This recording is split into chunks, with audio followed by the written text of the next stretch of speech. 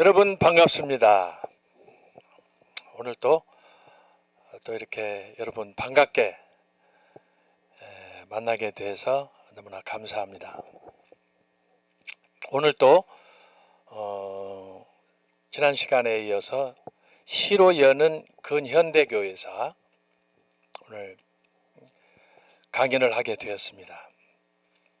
강의에 앞서서 오남 이승만 박사의 4대 건국 이념에 기초해서 만든 노래 나의 조국 대한민국, 두 번째 중수 박정희 대통령 경제 부국 대통령을 기념해서 만든 노래, 마지막 세 번째 신곡입니다. 이제 한 보름 정도 됐습니다.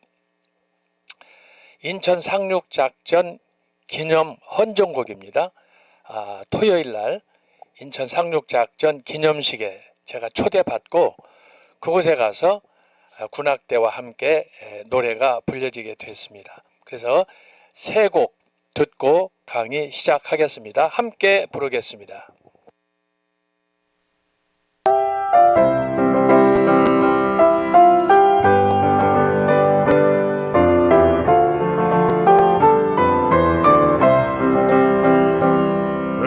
백척간도 민족 운명 어깨 메고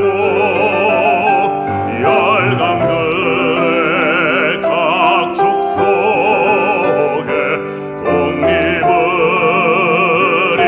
이뤘네. 자유민주 시장 경제 동맹을 맺고 맺어 튼튼한 국가 안보 평화를 이뤘네.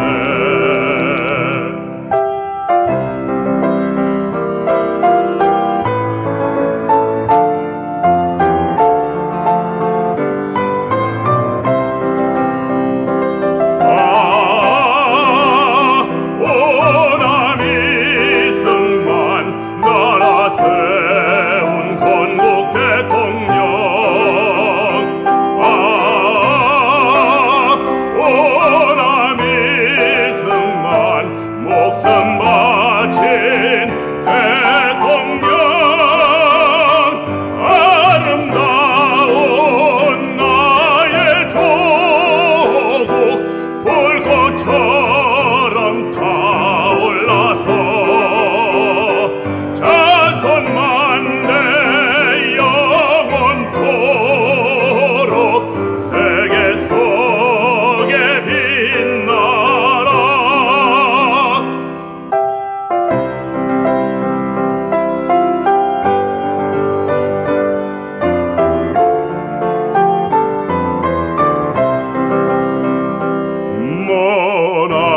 머나먼 이국 땅에 찬란한 태양, 나라 사랑 님의 충정 어이 비할까.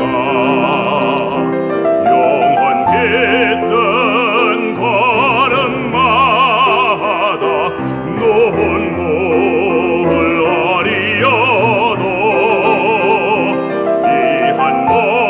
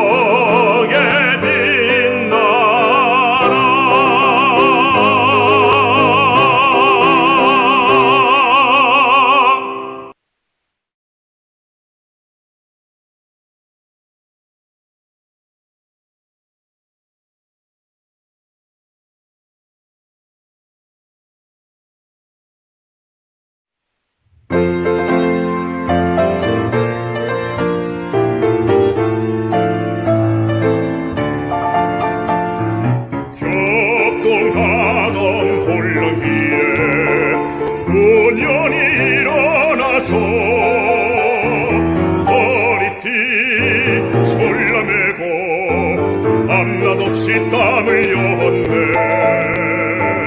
새마을 운동으로 국민생활 개선하고 산업을 발전시켜 한강기적 이룩했네. 한평생을 조국 위해 목숨 바쳐 충성하고 역사 속에 보고 강경 찬란히 이룩했네. 오늘은 세계로 내일은 미래로 한겨레의 민족혼을 세계 속에 휘날려라.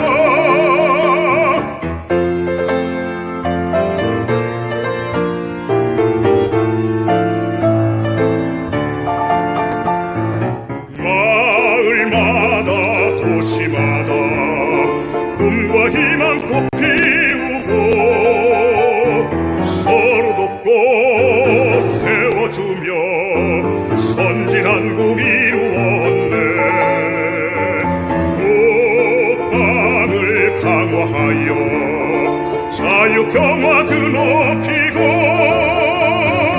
온 땅에 혁명의 뜻 불꽃처럼 펼치었네.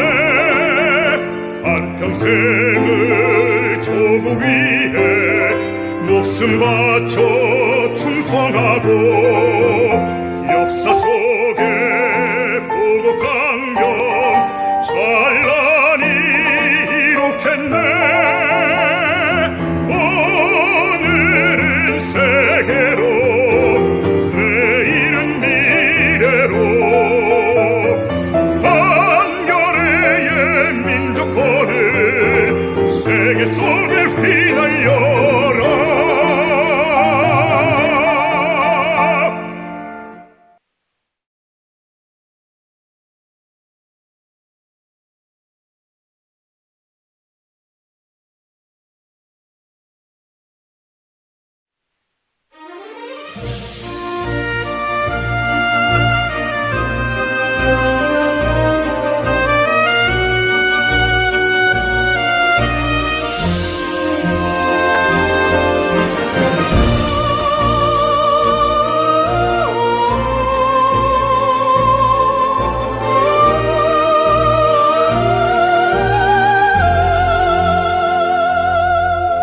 거친 바람 높은 파도 끝없어도 용맹스런 태극 깃발 꺾지 못했네.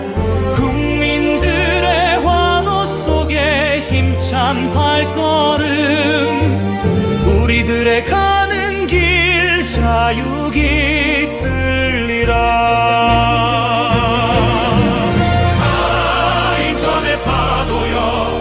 바닷길 열어라. 아 자유의 노래여 하늘 높이 울려라. 한겨레의 가슴 속 불꽃처럼 타올라서 지구촌의 민족혼 찬란하게 비추거라.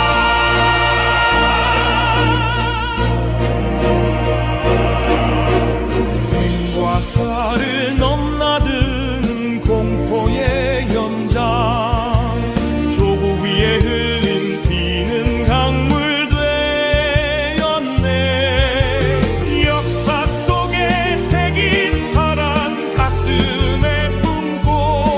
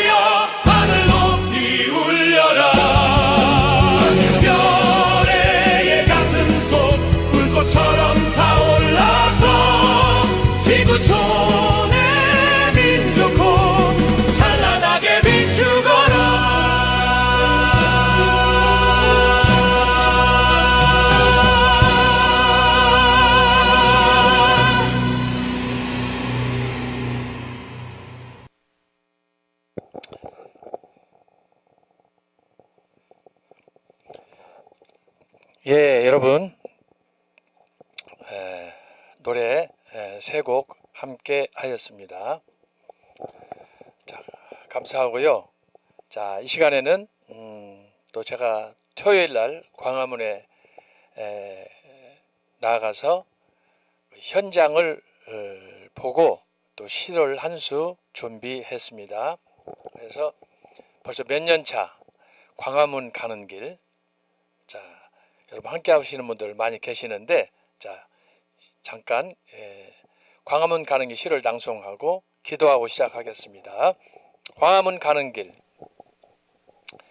매주 주말 토요일 광화문 가는 길. 춘풍주 벌써 5년 차. 연전 우연한 기회에 선배의 권유로 애국유해 함께 한 길. 하지만 외침에도 변한 것 없이 혼란은 더욱 가중되고 보란듯이 나라 밖은 밖대로 안은 안대로 치열한 전쟁 그 이상으로 무엇보다도 국내 기업은 노란 봉투법으로 국가 경제는 마비 상태인 바 만약 이대로라면 나라의 미래는 불투명으로 앞날이 심히 걱정되고 설상가상 9월 4일 갑자기 미국 조지아주의 현대 자동차 배터리 공장 불법 이민 체류자 한국인 330명 포함하여 총 475명 단속 명분. 주여, 외우 내환으로 어려운 때 우리 기억하소서, 우리 인도하소서. 기도하겠습니다. 하나님 아버지 감사합니다. 황금 계절 가을 이때를 위하여 저희들 열심히 금년 한 해도 달려왔습니다.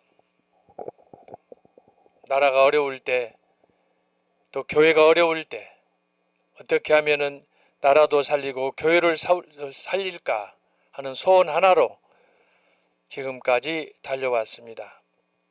하나님 아버지, 봄에 뿌렸던 씨 여름 지나 가을에 거둘 텐데 그동안 저희들이 눈물을 흘려 뿌린 씨앗의 열매들, 복음의 열매들 거둘 수 있게 주여 저희들 응답하여 주옵소서. 저희들이 이렇게 힘쓰고 애써도 우리의 현실은 왜 이렇게 앞을 예측할 수 없는지 답답할 때가 많습니다. 원망하기보다 주님 앞에 한 번 더 기도하게 하시고 감사로 엎드리는 저희들 되게 하여 주옵소서. 이 시간도 심히 연약한 종이 섰습니다. 주님 기억하여 주시고 우리 강의를 듣는 우리 1기, 2기, 3기, 4기, 5기 특별히 이번 6기 등록한 우리 학생들, 학우들 어디에 있든지 함께하여 주셔서 이 강의를 통하여 역사 속에 함께 하셨던 주님의 그 흔적들을 저희들이 밝히 보며 경험할 수 있는 축복의 시간이 되게 해 주옵소서. 강의를 하는 사람 듣는 사람 우리 모두에게 주여 이 시간도 함께하여 주옵소서. 모든 것 주님께 의탁하오며 이 모든 말씀을 예수님의 이름으로 기도하옵나이다. 아멘. 자, 이 시간에 우리가 지난주에 근현대교회사 강의 계획안을 살피던 가운데 9월 3일 기독교의 역사 전개 첫 번째 이렇게 사실은 그 강의 계획안도 다 보지 못하고 1번 9월 3일 기독교 역사 전개 중에 강의하다가 마무리를 하였습니다. 자, 이 시간에 지난주에 하던 강의 계속해서 하려고 합니다. 지난번에 강의한 내용 6기 학우들을 위해서 제가 강의하는 거예요. 한두 시간. 그래서 초대교회, 중세교회 그리고 종교개혁사 우리 이전 학우들이 들었던 강의 요약해서 육기 하구들을 위해서 하는 것입니다. 여러분들이 그래서 육기 하구들은 초대 중세 종교 계획을 듣지 못했잖아요. 그래서 그것을 잘 이해할 수 있도록 제가 타임머신을 타고 초대교회 2000년 역사, 그리고 지난주에는 조금 맛을 봤지만 구약의 창세기 1장 1절의 연대까지 간략하게 제가 말씀을 드렸습니다. 그 부분을 조금씩 이제 확대하고 설명하다 보면 구약의 일반사에서 이야기하는 소위 역사 연대, 그것을 우리가 살펴봐야 되고, 이것을 통칭 오래된 창조론이다, 지구론이다 제가 말씀을 드렸고, 기독교에서는 젊은 창조론, 지구론으로 제가 말씀을 드렸습니다. 아주 간략하게.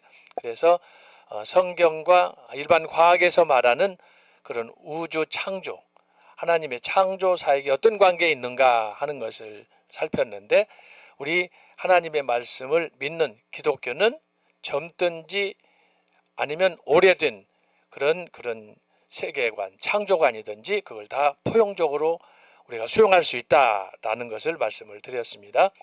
그 전제는 뭐냐?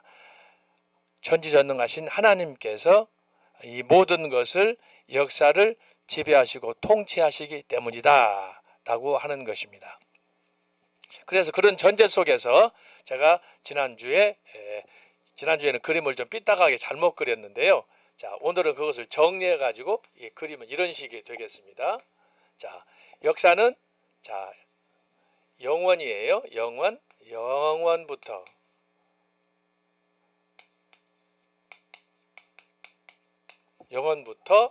여기는 영원까지예요.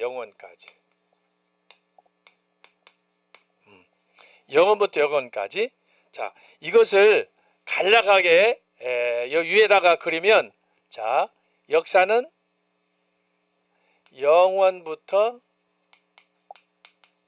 영원까지. 자, 이것을 이렇게 확대한 거예요. 확대. 이렇게 해서 영원부터 영원까지. 이 내용이 뭐냐? 이게 바로 창세기 1장 1절이다.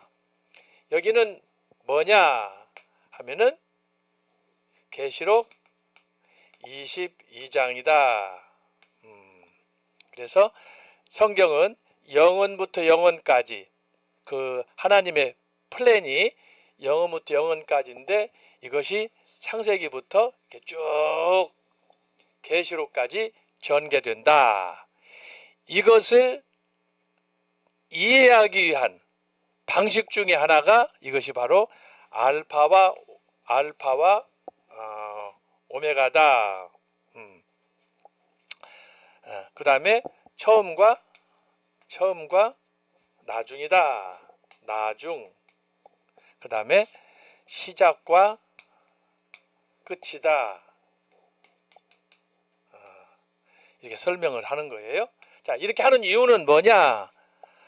알파와 오메가라고 하는 것은 알파벳으로 하면은 처음과 시작이잖아요. 이것으로 끝나는 게 아니고, 그 의미는 뭐냐 그러면 하나님은 영원하신 통치자다. From eternity, 영원부터 그리고 영원까지다.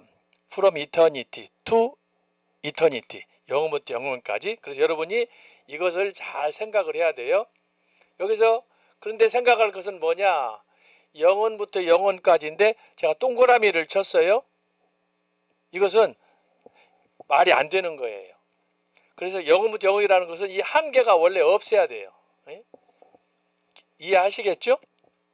그런데 우리가 육체를 가진 인간으로서 그 영원한 세계를, 하나님의 세계를 이해할 수가 없어요. 우리는 흙으로 지음을 받은 피조물이기 때문에 어떻게 우리 이 인간의 피조물이 유한한 존재가 영원한 그 하나님을 이해할 수가 있겠습니까? 그래서 그 하나님을 우리가 최대한 이해할 수 있는 방법을 찾는 가운데 제가 여러분에게 이렇게 그냥 도표로 쉽게 설명해서 말하는 거예요. 그래서 하나님은 영원부터 영원까지인데 바로 이것을 확대했을 때 이렇게 되는 것이고, 사실은 이 테두리 자체가 원 자체가 없는 것이다 라고 하는 거예요. 그것이 바로 하나님의 영원한 존재성을 이야기한다. 그런데 우리에게 하나님께서 그 영원한 당신의 존재를 가르쳐주고 쉽게 이해하도록 하기 위해서 바로 하나님은 천지 창조를 통해서, 그래서 요한계시록에 이루어질 진행의 모든 과정을 우리에게 보여주셨다라고 하는 거예요. 그래서 성경의 내용을 보면은 두 가지 책으로 되어 있죠. 구약, 그 다음에 신약. 그리고 신약이 끝난 다음에 이제 그 이후에는 소위 말해서 교회의 역사, 교회의 역사가 시작이 됩니다. 자, 기독교가 이렇게 예수님의 승천과 더불어 시작이 됐을 때, 이때를 제가 여러분에게 말씀드린 것이 뭐였어요? 이것이 바로 소위 예수 그리스도의 승천, 출생 BC 4에서 6세기. 그래서 이것을 소위 역사의 제로 포인트다, 출발이다. 그래서 이 시기를, 구약을 일반사에서는 뭐라고 그래요? 단기, before Christ. 그래서 이것을 소위 보통 BC 이렇게 얘기하고, 여기 AD, 단기, 지금의 역사는 소위 서기예요. 서기. 이 서기는 뭐예요? 안노 도미니. 그래서 예수 그리스도의 탄생에 대해서 말하는 거예요. 그래서 여기서 BC, AD로 나눠지는데 단기하고 서기로 나눠진다. 그래서 제가 지난주에 말씀한 것처럼 예수 그리스도를 중심으로 해서 구약, 그 이전에는 구약인데, 구약의 연대를 제가 지난번에 말씀했죠. 잠깐 말씀만 드린 거예요.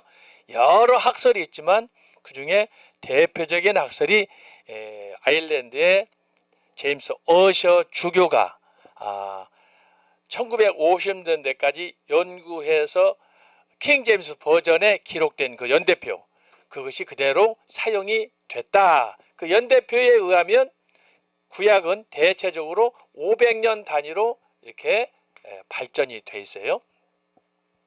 그리고 신약도 마찬가지예요. 신약은 이제 100년인데 100년이에요. 예수 그리스도의 탄생과 승천 이후 사도 요한 100년. 그래서 이것을 가리켜서 제가 설명하자면 이게 사도 시대라 얘기해요. 사도 시대. 예수님의 제자들이 활동했던 그 기간이에요. 그 기간 이후에 100년을 포함해 가지고 역사가 어떻게 진행되느냐, 크게 5덩어리예요. 4덩어리 혹은 5덩어리. 그래서 제가 설명을 하면은 어떻게 할 수 있느냐 하면, 기독교 역사, 교회 역사. 교회 역사는, 자, 이것을 이렇게 중간에 자르세요. 그래서 이것을 이렇게 하게 되면은 이것이 초대교회예요. 초대교회. 초대교회는 몇 년이냐 하면은 500년이에요. 그리고 초대교회 이후에, 자, 이것을 500년, 500년 이렇게 잘라서 이것이 중세교회예요. 중세교회는 몇 년이냐 하면은 1000년이에요. 자, 여기서 이렇게 잠깐 자르면 이것이 50년이에요. 50년, 이게 종교개혁이에요. 종교개혁사예요. 그리고 지난주에 잠깐 말씀했듯이 이것이 바로 우리가 이번 학기에 살펴보는 근현대 교회예요. 근데 이 근현대 교회를 제가 말씀드린 것처럼 다시 둘로 나누어서 근대 교회, 현대 교회 이렇게 나눌 수가 있다, 이 말씀이죠. 그래서 아까 말씀한 것처럼 구약이 한 5토막으로 500년 단위로 나누어지는데, 신약을 포함한 기독교 2000년 역사는 바로 이렇게 현대, 근대, 종교개혁, 중세, 초대해서 역시 5토막으로 크게 나눠진다라고 하는 거예요. 자, 그런데 이제 신약 시대 예수님이 하늘로 승천하신 이후에 지금까지 역사가 전체가 몇 년이냐? 자, 이렇게 하다 보면 이게 지금까지 2000년이다. 2000년. 2000년. 그래서 이것을 제가 500년 단위로 나누어서 초대교회 500년, 중세교회 1000년, 여기에 500년, 500년. 그리고 종교개혁은 제가 여기 50년이라고 그랬어요. 50년은 중간에 이렇게 잠깐 끼어 있고, 그리고 근현대 교회가 지금까지 이렇게 해서 500년이다. 500년이다. 자, 이 역사 구분법은 저밖에 저의 아이디어예요. 저의 연구 산물이에요. 왜 이렇게 역사를 500 단위로 잘랐느냐 그러면 쉽게 저의 강의를 듣는 여러분들이 이해하도록 하기 위해서 많은 학설들이 복잡하게 책마다 다 달라요. 근데 이것은 제가 성경을 읽고 기독 역사를 연구하다가 500년 단위로 잘라서 여러분들에게 쉽게 풀어서 설명해 주는 거예요. 이건 저의 학설이에요. 예를 들면 구약의 한 사례만 봐도, 자, 구약은 500년 단위라고 그랬어요.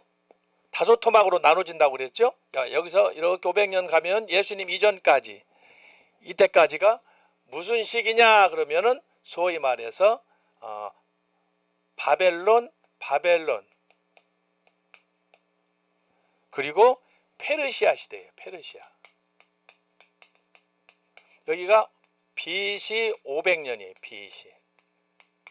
BC 500년이면 바벨론, 페르시아가 통치하던 시절이에요.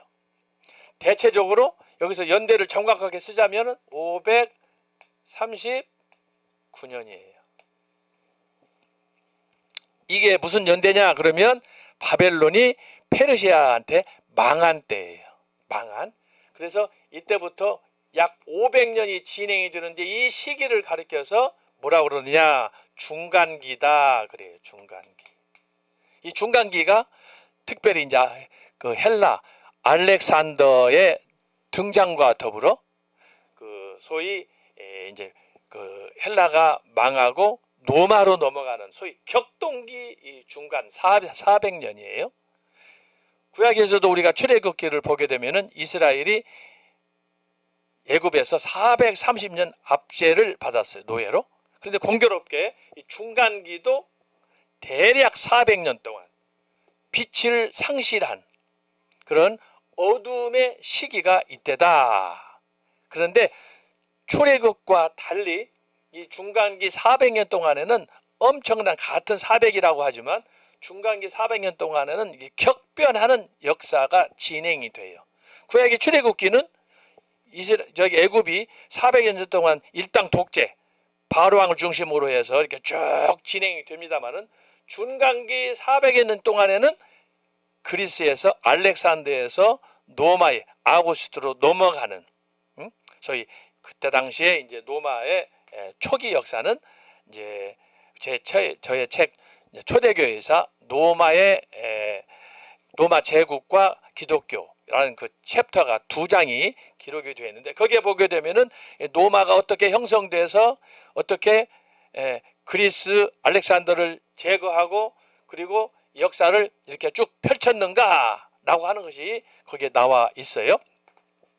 그래서 이 구약으로 보자면 이 500년 동안이 한 구약을 정리하는 가운데 가장 혼란했던 이 역사다. 이 역사가 정광훈 목사님이 설교하시는 다니엘서 2장 느부갓네살이 환상을 본 그 환상이 어떻게 이루어지는가 하는 것하고 맞물려 있다라고 하는 걸 여러분들이 기억을 해야 돼요. 그 연대가 바로 이때 539년 바벨론 포로에서 페르시아로 넘어가는 이 시기다. 그러면 그 이전에 이렇게 해서 BC 1000년. BC 1000년은 뭐 하는 거냐 하면은, 자, BC 1000년은 이스라엘의 역사가 대략 지금 한 5,500에서 한 5,600년 정도 돼요. 자, 그걸 이해하기 위해서는 여러분들이 이제 변순복 교수님의 구약 강의를 잘 들으셔야 되는데 정확하게 유태인들의 그 연대 추정하고 일반 서양에서 추구하는 그 연대 추정, 제가 첫 시간에도 말씀드렸지만 과학에서 진화론에서 빅뱅에서 말하는 그 연대 추정하고 성경에서 추정하는 연대가 많이 차이가 나기 때문에 우리가 그것을 이제 절충시켜서 서로 이해해야 되고, 성경은 과학과 더불어 절대 충돌하지 않아요. 그것을 오히려 포용하고, 그래서 성경 말씀이 왜 사실이고 진리인가를 입증하는 것뿐이에요. 그 과정에서 이제 생기는 그런 차이라고 할 수가 있는데, BC 1000년은 뭐냐? 왕국 시대예요. 왕국 시대. 왕국 시대 하게 되면은 이스라엘 역사상 최고의 전성기예요. 자, 사울, 다윗, 솔로몬. 이 연대가 왕국 시대가 뭐냐? 120년이에요. 바로 이 BC 1000년, 그러니까 지금으로부터 따지면 딱 3000년이에요. 3000년. 지금부터 3000년 전에 이스라엘은 최고의 전성기, 사울과 다윗과 솔로몬. 그래서 이스라엘이 최고 그 부흥을 누렸던 그런 축복된 기간이에요. 그리고 여기서 이제 또 500년 가는 거예요. 500년 가면은 BC 1500년. 1500년은 뭐냐 하면은 이때는 출애굽이야. 모세로부터 출애굽. 그래서 여러분, 제가 왜 역사를 천지 창조에서부터 오늘 우리가 있는, 여기는 현재는 우리가 여기 있잖아요. 현재 2025년 오늘 9월 오늘이 8일입니까? 10일? 네. 자, 오늘 현재예요. 현재. 자, 여기까지 오는 동안에 역사가 어떻게 발전해 왔는가라고 하는 것을 제가 그래서 500년 단위로 나눈 거예요. 바로 이런 근거가 있는 거예요. 그래서 BC 1000년, 지금부터 3000년 전에 사울, 다윗, 솔로몬이 통치했고, 거기서부터 500년 올라가면 1500년이면은 출애굽인데 정확하게는 1446년이에요. 그래서 제가 이런 구약의 역사 발전을 이해하기 위해서 500년 단위로 자른 거예요. 그러면 여기서 이제 또 500년 가요? 가면은 BC 2000년. 2000년은 뭐냐? 그러면은 여기는 족장 시대예요. 소위 말하면 아브라함, 이삭, 야곱. 기가 막히잖아요. 바로 이런 근거에 의해서 제가 전체 역사를 500년 단위로 나누어서 여러분들이 쉽게 성경을 이해할 수 있도록. 그래서 지금부터 우리가 성경을 읽는다, 창세기를 읽는다, 당장 아브라함 얘기하게 되면은 BC 2000년, 정확하게는 2026년경 아브라함이 태어나서 이제 이삭을 낳고 야곱을 낳고, 그 야곱의 12아들 중에 이제 요셉이 애굽으로 가잖아요. 그래서 바로 여기서 이 출애굽 역사가 이제 요셉과 더불어, 그래서 출애굽기 보게 되면은 1장에 요셉을 모르는 왕이 등장한다 그러잖아요. 바로 이 역사가 그렇게 진행이 되는 거예요. 그래서 여러분, 이 정리를 하면 이 역사는 예수님으로부터 500년 뒤로 가는 거예요. 그러면은 바벨론이 페르시아에게 패망해가지고 이 페르시아 역사가 바로 우리가 잘 아는 에스더에 관한 이야기예요. 정광 목사님 설교하실 때 기가 막히게 이 페르시아 에스더를 통해서 우리에게 말씀을 주셨잖아요. 그리고 거기에서 500년 가면은 다윗 왕, 500년 가면은 출애굽, 500년 가면은 누구예요? 소위 족장 시대. 여기서 또 500년 가면은 어떻게 가는 거예요? 거기서 500년 가면은 이제 에녹까지 올라가는 거예요. 에녹. 그리고 에녹에서 아담 하게 되면은 그 당시의 역사는 노아 홍수로 인해서 모든 자료가 다 폐기가 됐어요. 그래서 제가 말씀드리는 것은 창세기 1장의 그 연대 추정을 얘기할 때 바로 노아 홍수와 관련해서 모든 자료들이 다 파괴되고 없어져 버렸기 때문에 그래서 연대 추정이 어렵다. 그리고 그 당시에는 보통 사람들이 나이가 900세가 다 넘어요. 무두셀라 같은 경우는 969세를 살았잖아요. 그런데 이 장수했던 그 아담만 해도 930년을 살았으니까. 근데 이 연대가 급속도로 노아 홍수 이후에 연대가 사람의 생명이 갑자기 단축되는 거예요. 그렇게 해서 역사가 진행이 되니까 이 창세기 1장 1절 아담과 하와의 창조 이후에 소위 고대 역사는 우리가 잘 알지 못하고 또 알 수도 없지만 그래서 기독교 역사 보수주의자들 가운데 역사 추정이 연대가 좀 다르다. 그래서 제가 지난주에 최고 10,000년까지 올라간다. 그렇게 말씀을 드렸잖아요. 그래서 예수님으로부터 10,000년 혹은 12,000년 그건 통일되지 않았어요.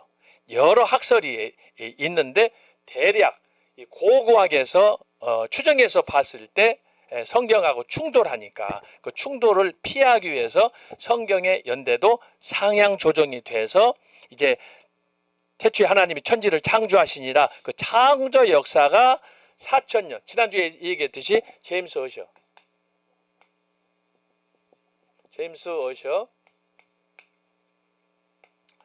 어셔가 얘기한 소위 BC 4004년 연대가 더 올라가서 상향 조정이 됐다라고 하는 것을 여러분들이 아시면 되겠어요. 자, 그리고 신약은 뭐냐? 신약도 역시 500년이에요. 500년. 그래서 자, 예수님 기점으로 해서 지금까지 이렇게 쭉 해서 2000년이 됐는데 이 2000년 역사를 제가 5조각으로 나눴다. 이렇게. 그래서 초대교회 500년, 중세교회 1000년, 종교개혁 역사는 50년 막간을 이용해서 그리고 근현대교회가 500년 이렇게 나눠진다라고 하는 것을 제가 말씀드리는 거예요. 그러면 구약은 구약대로 신약은 신약대로 500년 단위로 이렇게 크게 네 토막으로 나눠지는데 왜 그러면 서유한 교수가 이 기독교 역사를 특별히 신약의 역사를 교회의 역사를 500년으로 나누느냐 그 근거가 뭐냐 제가 이것은 강의할 때마다 제가 여러 번 얘기했어요. 왜 500년이냐 여기에는 세 가지 근거가 있다라고 하는 거예요. 첫째가 뭐냐 초대교회 로마가 476년에 패망했어요.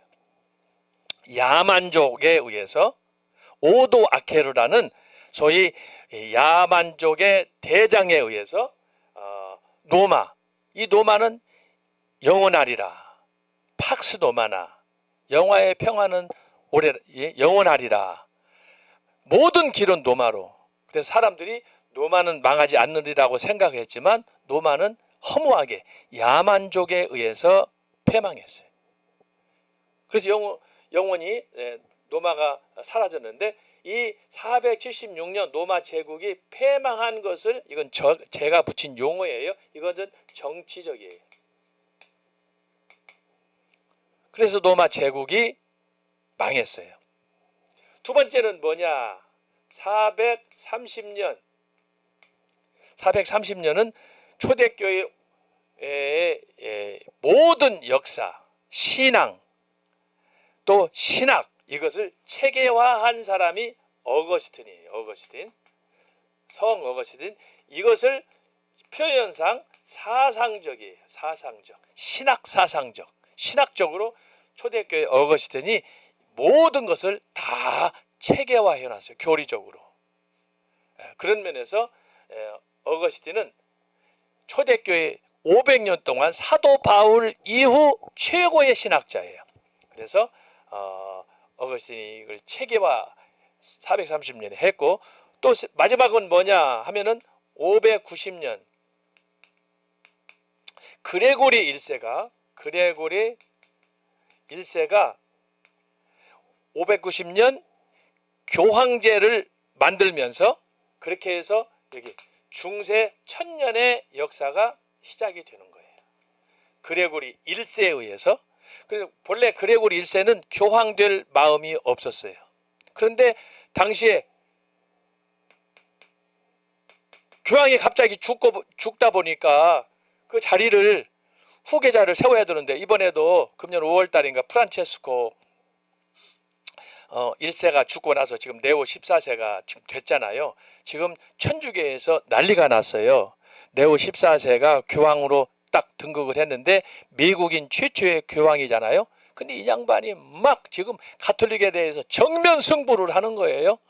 제가 필요하다면 사실 지난 학기에 제가 프란체스코 또 교황 네오 14세 그 가톨릭에 관련된 교황의 그 변천 과정을 제가 간단하게 설명을 했고, 교황청 소위 로마 가톨릭 교회가 강조하는 신학의 핵심이 뭐냐, 크게 한 3번 정도 아주 엄청난 사건들이 있어요. 한 3번 정도. 그래서 제가 지난 학기에 여러분 설명을 드렸는데, 최근에 네오 14세가 로마 가톨릭 교회의 추기경단을 향해서, 주교단을 향해서 막 엄청난 개혁안을 쏟아냈는데 대략 한 15가지 정도 돼요. 그래서 제가 그것도 여러분들 강의를 위해서 제가 한번 정리해가지고 다시 말씀을 드리려고 그래요. 굉장히 중요한 거예요. 왜냐하면 가톨릭은 우리가 지난학기에 살펴봤듯이 프란치스코 1세만 해도 가톨릭의 전통을 굉장히 중요하게 생각했어요. 가톨릭 하게 되면 교황이에요. 교황은 어디예요? 살아있는 신이에요. 신의 대리자예요. 그런데 이번에 교황 네오 14세가 그 정체성을 뒤집어 버린 거예요. 엄청난 핵폭탄이 터져버린 거예요. 그래서 그런 부분을 제가 추가로 이제 보완해 가지고 한번 또 강의를 여러분들한테 하려고 합니다. 자, 그렇게 해서 초대교회는 590년 그레고리 1세가 굉장히 부유하게 살던 사람이었지만 그 교황을 잘 섬기고 그렇게 봉사하던 사람이었는데, 갑자기 이 사람이 교황이 되어달라고 초대를 받고 보니까 이 사람이 도망가서 숨어버릴 정도가 됐어요. 그러다가 다시 붙잡혀가지고 결국은 교황이 됐는데, 이 그레고리 1세가 교황이 되면서 이 사람이 음악의 천재야. 그래서 일단 첫 번째로 가톨릭 교회 예배를 개혁해야 되겠다 해서 미사 제도를 만들면서 그레고리 성가를 만들게 된 거예요. 단성음으로 되어 있는 거예요. 지금도 부르고 있어요. 그렇게 하면서 이 사람이 여러 개혁안을 내놓으면서 성직자는 이제부터는 신부들은 결혼하면 안 된다, 뭐 이런 것 등등 절제해야 된다라는 여러 가지 그런 개혁안들을 냈는데, 자, 그래서 초대교회가 왜 500년이냐, 이건 제가 정리한 거예요. 자, 정치적으로 476년, 사상적으로 430년, 이것을 그레고리 1세를 갖게 해서 종교적이다 그래요. 종교적으로 590년. 그래서 이 세 가지 476, 430, 590 이것을 통합해 가지고 제가 500년이다 그런 거예요. 그러니까 서현 교수가 이야기하는 초대교회 500년 하게 되면은 그 근거를 여러분들이 아셔야 돼요. 그래서 476년의 정치적, 사상적으로는 성 어거스틴의 죽음, 그리고 종교적으로는 그레고리 1세의 교황 등극, 초대 교황이에요. 근데 이제 가톨릭에서는 다시 역사를 이렇게 재편해 가지고 베드로가 제1대 교황이라고 합니다. 이건 전혀 근거 없는 얘기, 자기들이 만든 얘기예요. 자, 그렇게 해서 어쨌든 초대교회 역사는 500년이다. 그렇게 하고 중세교회가 1000년인데, 자, 이 1000년 그리고 후기 1000년, 이 1000년 동안 중세교회는 바로 초대교회에서 세웠던 이런 전통들을 다 무효화하듯이, 그리고 말씀을 떠나서 자기 나름대로 소위 전통을 중시하고 성례를 중시하고 성직자를 중시하는 이런 초대교회에서 보여주었던 옛 전통을 따르는 듯 했지만, 여기에 이제 성 어거스틴의 이 신학이 여기 들어가 있잖아요. 사상적으로, 형식적으로는 어거스틴을 추종한다고 했지만 실제로는 어거스틴의 신학을 거부하고 인위적인 소위 선행, 공로사상 이런 것들을 많이 주입해가지고 중세교회는 결국은 1000년 동안 초대교회 전통으로부터 멀어져 가면서 결국은 타락의 길로 가게 됐다. 그래서 사람들이 얘기할 때, 일반 사람들이 얘기할 때 중세교회는 어둠의 시대다, 타락의 시대다 이렇게 말을 하는 거예요. 그건 뭐냐? 초대교회에서 이미 이탈해 버렸기 때문에. 그래서 이제 1000년 동안 진행이 되는데 초기 1000년 동안 이렇게 로마 가톨릭교회가 진행되는 과정에서 622년에 이슬람교가 등장하는 거예요. 그리고 중간 1000년이니까 1000년에 로마 가톨릭교회는 결국은 교권 싸움으로 인해서 동방교회와 서방교회로 분열하게 되는 거예요. 종교개혁 이전에. 그래서 이때 생기는 것이 정확하게는 1054년이에요. 이때 동방교회, 서방교회가 분열하면서 지금까지. 그래서 여러분 그리스 정교, 소위 이것을 통칭해서 이스턴 처치라고 그래요. 동방교회다. 그러면 서방교회는 뭐냐? 이탈리아 중심의 라틴어 중심의 교회. 오늘 우리가 소속한 교회를 서방교회다 이렇게 말하는 거예요. 그 분열하는 그 시점이 중간에 우리가 역사를 2000년이라고 그랬잖아요. 2000년에 지금부터 1000년 전에 동방교회, 서방교회가 분열하게 됐다라고 하는 거예요. 그리고 나서 여기 종교개혁이 50년이고 종교개혁 포함해서 지금까지 500년인데 이 500년을 제가 지난주에 말씀한 것처럼 근대교회, 현대교회로 나눠야 된다. 왜? 초대교회에 비해서 중세교회에 비해서 근대, 현대로 오면서 역사가 소용돌이치면서 다양한 나라들이 독립하면서 민족들이 등장하면서 수많은 신학들이 막 이제 우후죽순처럼 등장하기 때문에 이것을 하나로 볼 수도 있지만 우리가 상세하게 자세하게 이해하기 위해서 이것을 분리해서 근대교회, 현대교회로 나눠서 살피게 된다라고 하는 거예요. 자, 그러면 이 시간 우리가 이제 살펴보려고 하는 것이 뭐냐 그러면 초대교회, 중세교회, 종교개혁을 듣지 않은 분들을 위해서 제가 하는 거예요. 자, 초대교회를 살펴보겠어요. 자, 초대교회는 몇 년이다? 500년이다. 초대교회 500년이에요. 예수님의 승천 이후 아까 말한 어거스틴의 죽음 그리고 로마 제국의 멸망. 어거스틴이 430년에 죽었는데 어거스틴이 430년 죽을 때 그가 환상 중에 쓴 책이 뭐냐 하면은 신의 도성이라는 책을 쓴 거예요. 신의 도성, The City of God이에요. 이것이 뭐냐? 자기가 이 책을 쓰는 사이에 수많은 오해를 받았어요. 로마가 계속해서 AD 180년 때부터 로마 제국이 급속도로 침체하기 시작하는 거예요. 그 로마 제국이 침체가 계속해서 개선이 되지 않고 몰락하기로 하는데 어거스틴이 430년 죽기 그 직전 어거스틴이 운명을 앞두고 봤을 때 수많은 사람들이 왜 이렇게 로마 제국이 패망하느냐 몰락하느냐 쇠퇴하느냐 그것은 기독교 때문이다. 그 이야기 소문을 듣고 아니다 라고 하는 변증서로 어거스틴이 하나님의 도성 더 시티 오브 갓을 쓰게 된 거예요. 그래서 여러분 그 시티 오브 갓은 뭐냐? 결국은 성경의 역사를 압축해준 어거스틴의 최초의 역사서다. 여러분 그거 기억하시면 돼요. 그래서 그 시티 오브 갓 하나님의 도성에서 어거스틴이 역사라는 것은 뭐냐? 성경의 큰 줄기를 그대로 모방해 가지고 그가 역사를 해석했다. 그러면 신의 도성에 나타난 어거스틴의 역사란 무엇이냐? 그러면은 단선적이다. 이게 무슨 얘기냐? 아까 제가 얘기했어요.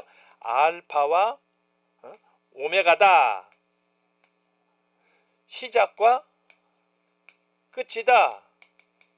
그 다음에 처음과 나중이다. 자, 이런 것처럼 성경의 역사는 단선적으로 예를 들면 창조에서 천지 창조에서 어디로 가요? 마지막 심판 그리고 그 이후에는 새 예루살렘으로 간다. 이것이 뭐냐? 창세기부터 계시록까지 가르쳐주는 단선적인 역사관, 기독교적인 역사관. 이렇게 해서 어거스틴이 소위 신의 도성에서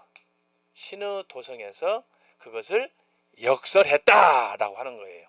그래서 성경의 역사는 창세기 1장에서부터 계시록까지 이렇게 쭉 목표를 향해서 단선적 최후의 종말을 향해서 역사가 쭉 진행이 되잖아요. 천지창조에서 마지막 바벨론의 심판과 새 예루살렘, 이것이 바로 성경의 역사요, 기독교적인 역사다라고 하는 거예요. 이것이 이제 알파와 오메가요, 시작과 끝이요, 처음과 나중이다 라고 하는 거예요. 근데 여기에 이제 굉장히 중요한 내용이 등장하는데, 그런데 신의 도성에 나타난, 성경에 나타난 그 역사, 단선적인 그 역사를 봤더니 결국은 두 세력 간의 전쟁이더라. 그것이 뭐냐 하면은 하나님과 사탄이더라. 하나님의 그 역사, 구원의 역사가 아벨을 통해 나타나고, 사탄은 가인을 통해 나타나고, 자, 이런 형태로 성경의 역사가 소위 선과 악의 이 대립적인 구도 속에서 성경의 역사가 쭉 진행이 되더라 라고 하는 거예요. 이것을 성 어거스틴이 신의 도성에서 이것을 보여준 거예요. 보여주는데 재밌는 건 뭐냐? 항상 선택받은 하나님의 자녀들, 아벨의 자손들, 노아의 후손들, 의로운 사람들이 늘 멸시받고 천대받고 항상 약자가 되고, 선택받은 이스라엘도 애굽에서부터 또 이방 나라로부터 계속해서 찢기고 상하고 멍들고, 그래서 이사야가 고백한 것처럼 머리부터 발끝까지 상한 곳이 없어요. 얼마나 얻어 터지고 찢기고 상했는지. 그래서 이제 역사가 이렇게 하나님의 말씀을 기초로 해서 창세기부터 계시록까지 쭉 이렇게 흘러가는데, 결론이 뭐냐? 궁극적으로는 하나님의 자녀들이, 하나님의 의가, 하나님의 주권이 사탄 마귀를 굴복하고 승리하더라. 그것이 바로 심판, 최후의 심판으로 일어나는 새 예루살렘으로 하나님께서 영원토록 영광을 받으시는 역사로 진행한다 라고 하는 거예요. 그것을 바로 이 어거스틴이 자기의 신의 도성 책을 통해서 최초로 성경의 역사를 풀어서 이것을 해석해 주었어요. 그래서 여러분이 자, 초대교회를 보려면 바로 이런 성경의 역사관을 우리가 잘 이해하는 것이 필요하다라고 하는 거예요. 자, 그러면 초대교회가 500년 동안 이렇게 발전해 가는데, 초대교회 500년 동안 우리 역사를 제가 이제 여러 번 강조했지만 그 말씀을 깊이 연구하다 보니까 초대교회 500년 동안의 역사가 말이 500년 역사지. 우리나라도 지금 일제 36년에서 해방받고 지금 80년이 됐는데, 지금 그 사이에 얼마나 많은 변화가 있었습니까? 그런데 성경의 역사, 이스라엘 역사, 엄청난 변화가 있었단 말이죠. 그 변화된 역사, 초대교회 500년을 우리가 다룬다고 하는 것은 사실은 끝이 없는 거예요. 끝이 없는데, 제가 이것을 쉽게 이걸 이해하도록 하기 위해서, 사실 오늘 6기 강의 듣는 사람들을 위해서 제가 이건 하는 거예요. 초대, 중세, 종교계의 역사가 어떻게 발전됐는가, 이걸 이해를 해야 근대교회를 우리가 배울 때, 여기 근대교회 500년 역사를 배울 때 우리가 이해를 할 거 아닙니까? 갑자기 하늘에서 뚝 떨어지면 여러분들 뭔지 알겠어요? 아셨죠? 그래서 하는 거니까 잘 기억하시기 바랍니다. 자, 그러면 초대교회가 500년 동안 진행해 왔는데, 이것을 어떻게 우리가 이해하려고 할 것인가? 많은 내용이 있어요. 예를 들면 우리가 초대교회를 이해하려면은 로마 제국사, 로마 제국의 수많은 황제들의 성공과 실패, 그 이야기가 진행이 돼야 돼요. 로마는 BC 753년에 이탈리아에서 시작이 됐는데, 조그마한 그 마을에서부터 이렇게 시작이 됐는데, 이 로마 제국이 전 세계를 지배하고 초기에는 왕정이었어요. 왕이 우리나라 옛날에 고려, 백자, 신라 땅도 적지만 다 고을마다 왕이 있었잖아요. 그 왕정에서 이것이 이제 점차 발전하면서 그것이 하나로 통합되면서 공화정으로 가는 거예요. 이거 엄청난, 당시로 말하면 민주적인 변화가 일어나는 거예요. 공화정이란 뭐냐? 독재를 못하는 거예요. 집정관을 세워서 국민들의 대표를 뽑아가지고 거기다가 그래서 함께 정치할 수 있는 그런 그 회의를 만들었다. 그래서 이 공화정이라는 것은 옛날에 그 로마 제국 초기 역사 왕정에서 1인 독재 체제를 갖추고 모든 걸 다스리던 상황 속에서 이 공화제라고 하는 것은 엄청난 발전이 있는 거예요. 그런데 로마 제국이 바로 이 공화정을 실시하다가 마지막에는 전 세계를 이제 지배하다 보니까 이제는 황제 나라로 바꾸면서, 그래서 로마 제국이 되는 거예요. 그래서 이 로마는 왕정, 공화정, 제정으로 가는 거예요. 그런데 이것만 해도 초대교회 500년 동안에 연구할 제목이 너무너무 많아요. 로마 제국은 한마디로 말하면 완벽했어요. 군사적으로, 경제적으로, 정치적으로, 종교적으로. 왜? 교황이 자기가 신이니까 하고 싶은 대로 다 하는 거예요. 하고 싶은 대로. 이것이 나중에 그대로 중세교회 들어가면서 1000년 동안, 초대교회는 500년이라고 그랬잖아요. 근데 중세교회는 1000년이잖아요. 그런데 로마 제국이 아까 476년에 망했는데, 로마 제국 세속국가가 망했는데도 불구하고 이 전통을 따라서 로마 천주교회가 1000년 동안, 그래서 초대교회는 황제예요. 근데 중세교회는 교황이 된 거예요. 이렇게 해서 교황제가 지금까지 1500년 동안 지배하는 그런 나라가, 그런 교회가 된 거예요. 이런 큰 변화가 여기 있어요. 자, 그런데 우리가 초대교회 500년을 이해하려고 하면 이렇게 로마 제국도 이해해야 되고, 로마 제국뿐만이 아니에요. 이때 이미 동로마, 서로마가 갈라졌어요. 그러면은 교회 역사만 해도 동로마 역사를 공부해야 되고 서로마를 공부해야 되고, 그것만 있는 게 아니죠. 동방의 신학자, 서방의 신학자, 신학자들이 한둘이 아니에요. 이런 등등의 여러 그 배워야 될 내용들이 있지만 그것들을 제가 하다 보니까 끝이 없어. 그리고 초대교회 500년을 우리가 기독교 2000년사를 쉽게 이해해야 되는데 그 이해할 수 있는 방법이 뭘까?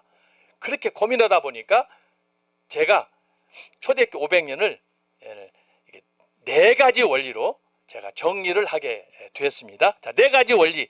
여러분 이걸 하면은 초대교회도 이해할 수 있고 중세도 다 이해할 수가 있어요. 제가 압축한 거예요. 압축. 자, 첫 번째가 뭐냐? 첫 번째가 성경, 정경. 초대교회 500년 하게 되면은 사람들이 이거 잘 몰라요. 그런데 초대교회에서 가장 중요한 게 뭐냐 하게 되면은 성경, 오늘 우리가 가지고 있는 성경, 이 정경을 하나님의 말씀으로 채택해 준 거예요. 선물 중에 선물이에요. 사람들이 이걸 몰라요.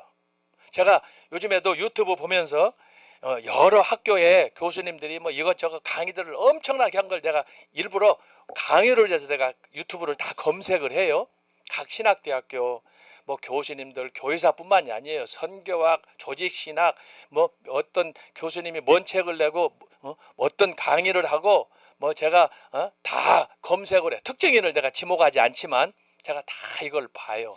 그냥 단순히 내가 강의라고 그래서 제 강의만 하는 게 아니고 여러분들의 강의를 위해서 또 저 자신을 위해서 이게 어떻게 요즘에 그 트렌드가 돌아가는가 하는 것들을 알기 위해서 제가 하는데, 제가 책도 보고 강의도 들어보고 다 했지만 제가 지금 제시한 이 초대교회 500년, 중세교회 1000년 역사를 이해하는 뼈대를 이야기하는 사람은 아직 없어요. 저밖에 없어요. 제가 그래서 지금 강력하게 여러분한테 얘기하는 거예요. 초대교회를 이해하는 4가지 기둥, 그게 뭐냐? 첫 번째가 성경과 정경을 하나님이 오늘 우리에게 선물로 주신 것이다. 여러분, 이거 아니면 기독교는 존재할 이유가 없는 거예요. 근데 초대교회가 저와 여러분에게 이것을 선물로 주었어요. 한마디로 말하면 397년 카르타고 종교회의에서 최종 오늘 우리가 가지고 있는 성경 구약 39권, 신약 27권, 66권을 성경 정경으로 채택해서 우리에게 주었어요. 이것이 심지어 로마 가톨릭 교회가 이제 1564년경 이제 트렌트 종교 개혁을 통해서 가톨릭 교회가 왜 그 종교 개혁이 필요했느냐? 종교 개혁이 일어나다 보니까 그동안 1인 체제였던 로마 가톨릭 교회가 쓰나미에 그냥 무너지게 되는 거예요. 그러니까 가톨릭 교회가 자기들의 소위 안전을 위해서, 방어를 위해서 트렌트 종교 개혁이라는 명목상 종교 개혁 운동을 진행을 했는데 그 내용이 뭐냐? 루터도 잘못됐다. 칼빈도 잘못됐다. 다 잘못됐다고 그 비판하고 자기들의 우수성을 나타내려고 그러는데, 그러다 보니까 뭘 해야 되느냐? 성경을 하나님 말씀으로 인정하는 거예요. 그래서 그들 자신이 바로 이런 397년에 카르타고 종교회에서 채택됐던 성경 정경을 그들이 트렌트 종교회에서 그대로 인정한 거예요. 대단한 거예요.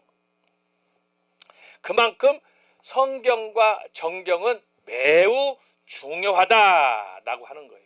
그러면 초대교회에서 왜 이것을 이렇게 성경과 정경, 성경 66권을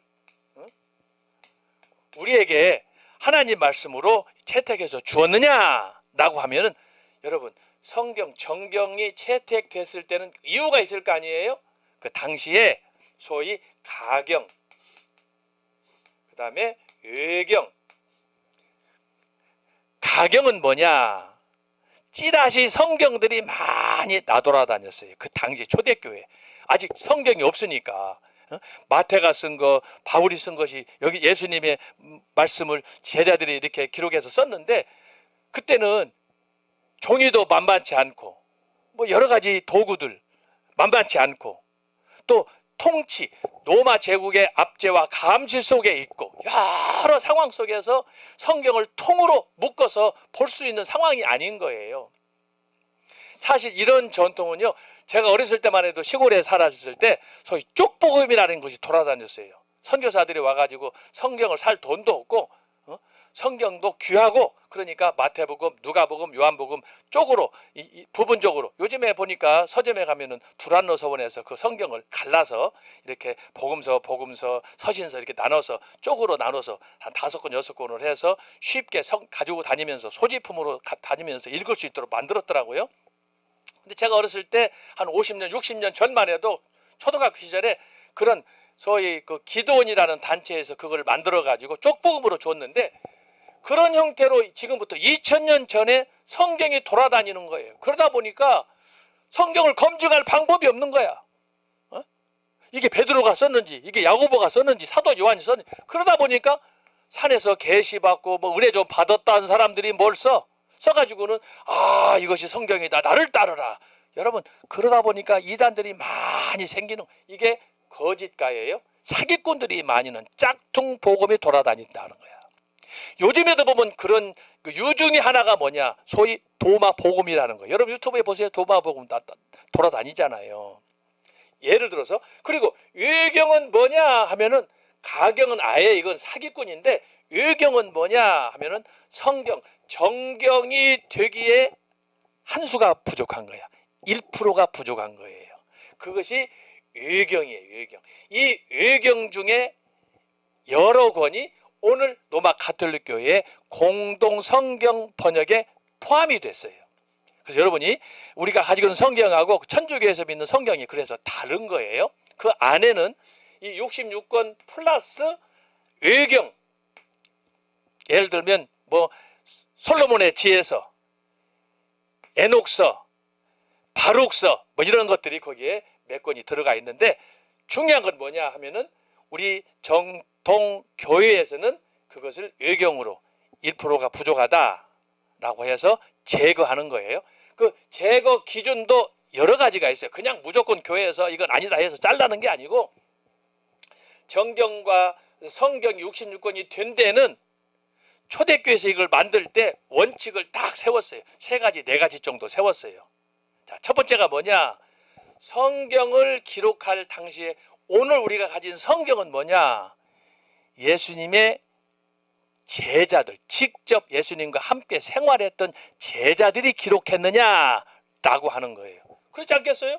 근데 지금도 산에 가서 계시 받아가지고 자, 내가 복음이라 그래서 막 썼다. 그러면 어떻게 되겠어요? 그렇게 해서 여호와 증인이 생기는 것이고, 그렇게 해서 안식교가 생기는 것이고, 그렇게 생기는 것이 뭐냐? 한국에서도 소위 통일교, 원리강론이라는 것이 그런 것이고, 이거 다 사기꾼들이 하는 거예요. 거기다가 또 신앙쪽에서는 뭐예요? 2014년에 하나님 말씀이라는 짝퉁, 자기들이 나름대로 무슨 책을 하나 냈는데, 우리 제자 한 분이 그걸 비판하는 논문을 써가지고 총신대학교에서 최초로 이단학 박사 1호가 됐는데, 그분이 그 책을, 신앙존의 박대선이가 쓴 책 성경이 있어요. 제가 가지고 있어요. 그 저도 연구해서 논문도 썼는데, 그걸 가르쳐서 이것을 망언록이다 그랬어요. 망언록. 박사학위 논문에서 박대선이가 신앙존이 이렇게 출판한 책을 망언록이다 해가지고. 망언이란 뭐예요? 사기라는 거예요. 사기. 그 안에 보면요, 여러분 충격적인 내용들이 많아요. 예? 이승만 대통령 통치 당시에 있던 장관들 이름이 거기 다 들어가 있어요. 그 사람들이 준 교훈은 하나도 없어요. 근데 거기에 보면은 뭐 윤치영이라든지 중앙대학교 초대 총장 설립자였던 이명신 총장이라든지 거기 이름이 다 들어가 있어요.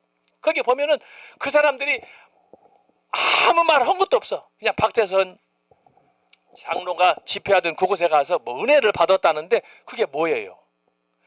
그것이 입증이 돼야 되는데, 그러다 보니까 그것을 망언록이다 해가지고 지금도 최근에도 한 2주 전에 저한테 부탁이 와가지고 제가 3편 간략하게 요약해가지고 그 망언록 그걸 해서 이제 드렸는데, 그것이 이제 법원에 제출을 한다고 법원 제출용으로 제가 급히 써준 거예요. 옛날에도 제가 논문 썼지만. 그래서 여러분, 초대교회 하게 되면은, 자, 가경, 유사한 기독교, 요즘에도 사이비가 있잖아요. 다 여기에 들어가는 거예요. 그리고 외경이야. 실제로는 성경하고 비슷한데, 예수님 초대교회도 예를 들어서 바나바 서신도 있어요. 근데 그것은 그 사람이 쓴 것이 성경에는 들어가지 않았다 이 말이에요. 그러니까 얼마나 헷갈리겠어요. 예수님의 제자들로서 예수님과 함께 사역을 해야 되는데, 초대교회에서 그런 책들을 구분해가지고, 그래서 몇 가지 원칙, 그래서 예수님의 제자로 예수님과 함께 생활했느냐. 두 번째는 뭐냐? 그들이 예수님하고 생활한 것뿐만이 아니라 그들이 남긴 책들이, 글들이 이게 성령을 통해서 계시와 영감을 받았느냐. 영감성이 거기 들어가는 거예요. 그리고 첫 번째는 사도성이에요. 두 번째는 영감성이에요. 굉장히. 그리고 세 번째는 뭐냐? 그것이 어떻게 성도들에게 영향을 미쳤느냐. 공공성이에요. 그래서 그 공공성이 뭐냐 하면 아까 말씀하셨던 교회가 모여서 장기간의 회의를 통해서 이것을 심사해가지고, 그래서 여러분 노회나 총회, 작게는 교회, 당회 굉장히 중요한 거예요. 거기서 거짓말하고 사기치면 안 되는 거예요. 공공성.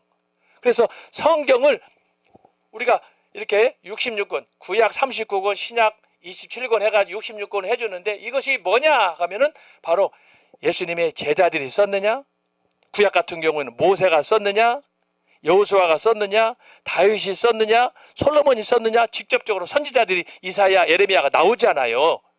그런데 신약도 마찬가지야.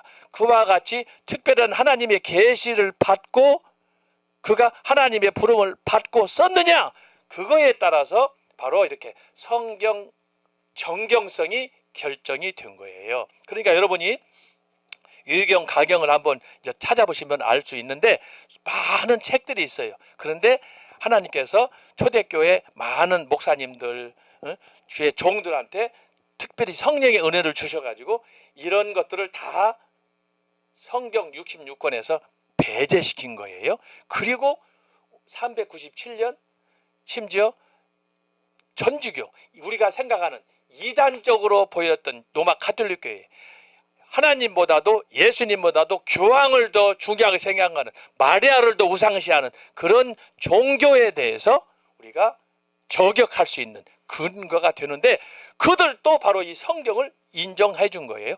그리고 나중에 이것을 여기다가 플러스 시켰다. 그래서 이것을 공동 번역 성경이라 그러는 거예요. 가톨릭에서 믿는 거야. 근데 우리는 개역 성경, 개역 개적 이렇게 해서 정경 66권을 성경으로 받아들인다. 이것이 바로 초대교회가 우리에게 준 전통 중에 최고의 업적이에요. 만약에 여러분 지금까지 기독교가 2000년 왔는데 이거 하나를 빼버리면 안고 없는 찐빵이야. 그래서 초대교회가 중요한 거예요. 근데 이거에 대해서 제가 아까 말씀드렸잖아요. 유튜브 다 검색하면서 내가 조사한다고 그러잖아요. 이걸 지적하는 사람이 한 사람도 없어. 교수들이. 참 신기하죠? 그래서 제가 여러분한테 제가 가르치는 걸 강조하는 거예요. 자, 성경과 정경 66권을 초대교회에서 우리에게 선물로 준 거에 대해서 감사하자. 여러분, 성경 66권이 최종 채택돼서 우리에게 물려주기까지 어떻게 했어요? 교회에서는 여기 가경, 외경 저자들이 있어가지고 얼마나 싸움이 치열했겠습니까? 엄청나게 치열했어요. 왜 네 것은 넣고 내 것은 빼냐? 그렇지 않겠습니까? 목소리 크고 힘센 사람이 장땅일 때 아니겠어요? 그때나 지금이나. 그런데 하나님께서 당신의 종들에게 감동을 주어가지고 이것들은 다 아니다. 그리고 오늘 우리가 가지고 있는 성경 66권. 자, 이 66권. 왜 66권이냐? 여기에 또 비밀이 있어요. 어떤 사람들 그래. 왜 77권이 아니고 왜 66권이냐? 왜 마귀 숙자냐? 왜 더블 6땡이냐? 이거예요. 66권. 이거 우리 6기 제 강의 듣는 분들은 처음 듣는 얘기일 거예요. 제가 5기 때 이거 다 설명했어요. 자, 여기에 비밀이 있는 거예요. 왜 성경이 66권으로 되어 있느냐? 왜 67권도 아니고 77권도 아니고 66권이냐? 이거의 비밀은 이사야서에 있다. 이사야서. 여러분 이사야 알아요? 이사야 선지. 이사야가 성경이 몇 권이냐? 66권이에요. 초대교회 저자들이 그때 교부들이 성경을 66권으로 하는 과정에서 그들이 무엇을 생각했느냐? 성경은 언약의 성취다. 이사야서가 66권이야. 그런데 66권을 봤더니 신기한 게 뭐냐? 자, 66권이에요. 66권을 봤더니 자, 39권, 27권으로 나눠지더라 이거예요. 여러분 이거 처음 들어보죠? 신기합니다. 자, 이사가 66권인데 성경을 나눠 봤더니 39권, 27권. 39권은 뭐냐? 이스라엘의 패망이에요. 패망. 39권 이스라엘의 패망, 이스라엘의 심판에 관한 이야기예요. 소위 징계에 관한 메시지예요. 그래서 이 이사야서 1장부터 보면은 이스라엘이 얼마나 타락하고 망했는지 아까 제가 말씀했듯이 1장 11절 이하로 쭉 가다 보면 이스라엘이 얼마나 얻어 터졌는지 제가 구약 얘기하잖아요. 애굽에서 430년, 그 다음에 바벨론, 그 다음에 아시리아, 페르시아, 그 다음에 어떻게 또 헬라. 청광 목사님 자주 설교하시는 그 제왕의 제국들의 패망사, 그게 다니엘서 2장에 나타나는데 이게 뭐냐? 이게 이스라엘의 역사야. 언제까지? 예수님을 십자가에 못 박아 죽일 때 너희들 징벌 받으니까 그런 거 하면 안 된다. 그러니까 그 벌을 우리한테 달라, 우리 자손들한테 달라. 그래가지고 1948년 5월 14일 이스라엘이 독립하기 전까지 2000년 동안 디아스포라 벌을 받은 거예요. 이 성경의 기가 막힌 성취 아닙니까? 그런데 바로 그 역사가 어디에 기록이 됐냐? 이스라엘의 역사가 이사야 1장부터 39장까지 이스라엘의 범죄와 타락과 패망이 여기에 기록이 된 거예요. 기가 막히잖아요. 이게 뭐냐? 구약의 역사야. 구약의 역사. 그런데 재밌는 건 뭐냐? 66권 가운데 27권은 뭐냐? 메시아의 예언과 성취가 기록됐어요. 여기. 자, 메시아의 출현과 메시아의 십자가의 죽음과 메시아의 구원과 메시아의 축복과, 그래서 거기 이사야서 마지막 66장 여러 군데 나오지만 보게 되면은 천국에 대해서, 새 예루살렘에 대해서 쫙 말씀이 그려지는 거예요. 그래서 뭐냐? 이것은 신약의 완성, 구약과 신약이 이사야서에 그대로 압축되어 있다. 그런데 성경 이사야가 66장이다. 그 60장의 영감이 바로 오늘 성경, 우리가 가지고 있는 성경 66권에 그대로 거기에 내포되어 있는 거예요. 여러분, 이 비밀 얼마나 감동적입니까? 이걸 여러분들이 아셔야 돼요. 그래서 여러분, 앞으로 성경이 왜 66권인가? 왜 마귀 숫자인가? 왜 66인가? 666인가? 이거 생각하면 안 돼요. 거기에 비하인드 스토리는 뭐냐? 하나님의 언약. 이 핵심이 뭐냐? 하나님의 언약. 언약과 구원. 이것이 바로 성경의 정경 66권의 이사야서에 예표되었다. 근데 이사야서를 봤더니 39권, 27권. 이것은 구약의 이스라엘의 패망, 27권은 후반부는 신약의 메시아의 도래와 천국의 완성, 새 예루살렘, 시온성이 거기 기록이 되어 있어서, 이제 거기에 보게 되면 천국의 모습이 묘사가 되어 있잖아요. 거기는 사자와 토끼가 함께 행복하게 지내는 거예요. 이게 뭐예요? 창세기 1장, 2장에 나타나는 타락 전 에덴 동산의 모습이 그대로 거기에 재현되는 것이 바로 신약 27권, 특별히 계시록의 모습이 거기에 그대로 되어 있다. 그래서 여러분이 성경을 볼 때 이렇게 큰 거대한 안목을 가지고 봐야 된다라고 하는 거예요. 그렇게 해서 첫 번째 뭐냐? 초대교회는 500년 동안에 우리에게 준 첫 번째, 초대교회 하게 되면은 뭐 로마 제국도 있고 여러 가지 제가 생각할 게 많이 있다고 그랬잖아요. 그럼에도 불구하고 첫 번째 우리가 영적으로 초대교회를 봤을 때는 뭐냐? 하나님이 나에게, 저와 여러분에게 성경, 정경을 66권을 선물로 주신 것이다. 할렐루야. 이 이상의 선물이 없어요. 성경을 통해서 우리가 하나님이 누군가, 그래서 조리신학에서는 이걸 가르쳐서 특별 계시라고 하는 거예요. 특별 계시. 성경을 통해서 하나님이 나를 직접 사랑하는, 구원을 위해서 나를 위해서 희생하시고 죽으시는 그 모든 모습이 문자로 나타났어. 문자, 글로 읽을 때 알잖아요. 그러나 자연을 통해서는 뭐 태백산을 간다, 설악산을 간다, 백두산을 간다, 산이 나한테 말을 합니까? 말 없어요. 그러나 그걸 통해서도 하나님의 창조의 영광을 드러내지 않아요? 그래서 주 하나님 지으신 모든 세계 우리가 찬양하지 않습니까? 그러나 그것이 자연세계가 갖는 영광과 한계다. 그런데 특별계시, 이걸 가르쳐서 우리가 지금 특별계시라고 하는 거예요. 특별계시는 뭐냐?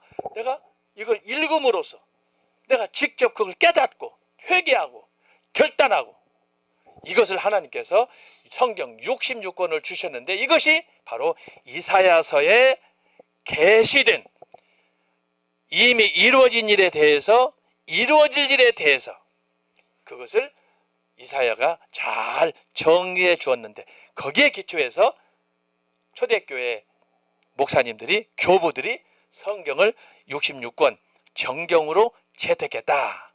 그런데 공교롭게 봤더니 거기에는 예수님의 제자들, 예수님과 직접 3년 반 동안 베드로, 요한, 야고보, 마태, 이 제자들이 직접 활동하고, 예수님의 제자라고 따라다니는 사람들이 12제자 말고도 많잖아요. 그런데 그 사도성에다가 두 번째는 영감성, 성령의 계시가 그들에게 함께해서 우리에게 은혜를 주느냐.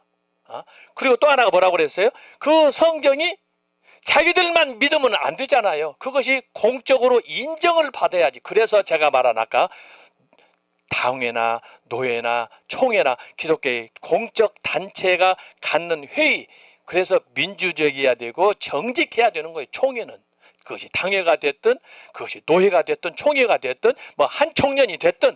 그런데 우리 한국을 보면은 너무너무 조잡스러워 가지고 말이야, 믿을 수 있는 단체가 없어요. 그래가지고 뭐 해먹겠어요. 자, 그래서 여러분들이 잘 기억하시기 바랍니다. 그래서 첫 번째는 뭐냐, 초대교회 500년은 너무너무 중요한 거야. 기독교 2000년 역사에서요, 초대교회가 우리에게 준 선물 중에 최고의 선물이 뭐냐, 성경을, 정경을 우리에게 선물로 준 거야. 그래서 여러분이 어떻게 성경을 사랑해야 되고, 성경을 묵상해야 되고, 성경을 공부해야 되고, 그러다가 여러분 우리가 정광 목사님 만나가지고 거기에 지금 폭 빠져가지고 성령이 나타남을 통해서 은혜를 받잖아요. 매주 광화문에서 하는 그 설교 여러분 보세요. 여러분 어느 부흥사가, 어느 교수가 그렇게 매 주일마다 광화문에서 수십만 명 모아놓고, 여러분 근데 약점 잡히는 거 봤어요? 정광훈 목사님은 진짜 하나님이 세우신 거예요. 대단한 거예요. 성령이 나타나면 전국을 돌지요. 광화문에서 여러분 누구 한 사람이라도 딴지 거는 사람이 없어. 왜? 말씀에 확신이 있고, 말씀이 성경적이고, 말씀에 영감이 있고, 말씀이 도전적이고, 말씀이 심지어 지금같이 정치적으로 혼란한 시대에도 이것을 두려워하지 않고 그곳에서 폭탄처럼 발표하고 도전하고 이 얘기하고, 세상에 문재인 때 당신은 빨갱이다, 간첩이다, 누가 그런 얘기 합니까? 근데 그렇게 해서 실제로 감옥도 가고 했는데, 이렇게 목숨을 바쳐서 몸을 던져가지고 하는 그런 용기 있는 지도자 정광 목사. 제가 그래서 정광 목사님을 존경하고, 제가 정광 목사님 통해서 그래서 우리 지금 현재 우리가 살고 있는 이 위기도 극복해 준다고 제가 믿는 거예요. 특별히 여러분 매주 금요일마다 4시에 있는 신학자 토크를 보세요. 거기 함께하는 교수님들이 보통 분들입니까? 정광 목사님 이렇게 애국운동도 하고 교회에서 부흥사역도 하는 40-50년 하셨지만 강의한 말씀표 하나 그거 가지고 교수들이 그것을 분석해 가지고 구약, 신약, 그 다음에 조지신학 이걸 분석해 가지고 지금 매주 하는데 얼마나 은혜가 됩니까? 우리 교수님들이 막 은혜를 받는 거예요. 룻기서에다가 아가서에다가 거기다가 또 뭐예요? 지금 호세아 시작을 했잖아. 호세아. 야, 진짜 그 자체가 뭐냐, 하나님이 우리를 향한 러브 스토리 아닙니까? 허물과 죄로 죽어야 될 이방인인데도 불구하고 이런 은혜를 우리에게 주시는 거예요. 너무너무 감동인 거예요. 그래서 여러분이 그것을 잘 생각해서 지금 우리가 이 근대교회사를 배워야 되는데, 이걸 배우기 위해서 그 뿌리를 찾아가는 거예요. 그 뿌리 중에 첫 번째가 뭐냐, 초대교회. 예수님이 승천한 이후에 교회가 출현해, 마가의 다락방에서. 근데 그 교회를 생각하는 과정에서 첫 번째, 우리가 오순절이 뭔지 여러분 소문으로 듣고 알아요? 성경 말씀을 통해서 아는 것이. 그래서 특별히 우리가 은혜를 받아야 되는 거야. 성경을 사랑해야 돼. 성경으로 돌아가는 거야. 그렇게 해서 하고 성경과 정경을 우리가 받아들이는 이것이 중요하고, 이것을 초대교회가 우리에게 준 선물 중에 가장 큰 위대한 선물이다. 그래서 여러분 성경을 사랑하고 그 성경을 잘 해석할 수 있는 능력과 은혜를 우리가 가져야 된다라고 하는 거예요. 너무너무 중요한 거예요. 너무너무 중요해요. 근데 제가 초대교회사, 중세교회사 여러분들이 유튜브에 강의하는 걸 제가 본다고 그랬잖아요. 보는데 이거 강조하고 강의하는 분이 한 분도 없어요. 없어요. 제가 그래서 이것을 우리 청교도 신학원에서는 내가 이걸 강조해야 되겠다. 왜? 너무너무 중요하고 너무너무 우리가 서로 권장하고, 우리 청교도 신학원에서 이걸 기초로 삼고 그렇잖아요. 그래서 성경이 나타난 정광 목사님 말씀을 통해서 옛날에 오사지로부터 전국을 돌 때 여러분 엄청난 사람들이 막 구름대같이 말씀 듣기 위해서 모이잖아요. 매 주일마다 광화문 여러분 보세요. 그 말씀 없으면 여러분 모입니까? 말씀이 살아있고 운동력이 있기 때문에 그 말씀이 그려서 가는 거야. 비가 오나 눈이 오나. 놀라운 일이야. 놀라운 일이야. 저도 수많은 교수들 강의 들어보고 수많은 목사들, 부흥사들 다 했지만 이런 능력 있는 그런 파워풀한 그런 목사님, 부흥사들은 저는 처음 봤어요. 처음 봤어요. 제가 그래서 그러잖아요. 영국의 로이 존스, 존 스타트, 뭐 초대교회 어거스틴, 존 칼빈, 루터, 그분들은 그분들대로 장점도 있고 많은 책을 써서 신학적으로 써서 그런 귀한 부분도 있지만, 그러나 정광훈 목사님이 생각하는 말씀표에 나타난 그 말씀의 설교, 그런 형태는 없어요. 물론 사람마다 각자 주신 은사가 다르기 때문에 표현 방식은 다를 수 있지만, 제가 이해하기로 정광훈 목사님이 생각하는, 뭐 누기서 책이 주석이 한두 권입니까? 아가서 주석이 한두 권입니까? 호세아가 한두 권입니까? 그런데 여러분, 그것보다도 정광훈 목사님이 기도하면서 깨달았던 정말 우리의 심장에 못을 박는 그런 아주 뜨거운 열정 있는 복음의 십자가, 그것은 정광훈 목사님밖에 없어요. 그래서 우리 교수님들이 감동을 해가지고, 그래서 김철원 교수님, 변순복 교수님, 손은배 교수님, 또 저기 부산의 이성구 교수님, 또 김양주 교수님, 이런 분들이 함께해서 우리 전 목사님의 그 애국운동, 또 교회 부흥운동을 우리가 돕기로 나서게 된 거예요. 그래서 여러분 감사하고, 그래서 초대교회에 다룰 주제들이 많지만 그중에 가장 중요한 게 뭐냐, 성경 66권을 정경으로 우리에게 주신 선물이다.